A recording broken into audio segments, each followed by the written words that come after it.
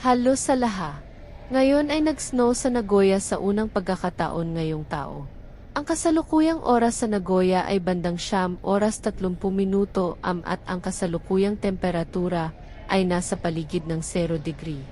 Ito ay lubhang kakaiba sa Nagoya, kung saan umuulan lamang ng snow isang beses o dalawang beses sa isang taon. Ang mga bata sa Nagoya ay naglalaro sa pamamagitan ng pagbabato ng snow sa isa't isa at paggawa ng mga bagay mula sa snow. Iyan ay napakasaya para sa mga bata, sabi ng asawa ko. Kapag ganito ang snow noong bata siya, madalas niya itong paglaruan. Kaya, tamasahin ang snow ng ilang sandali.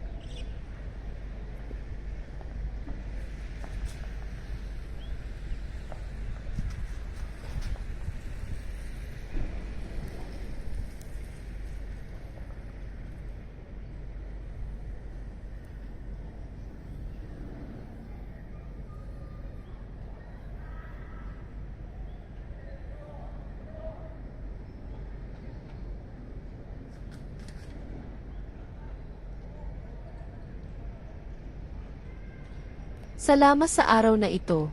Salamat sa iyong patuloy na suporta.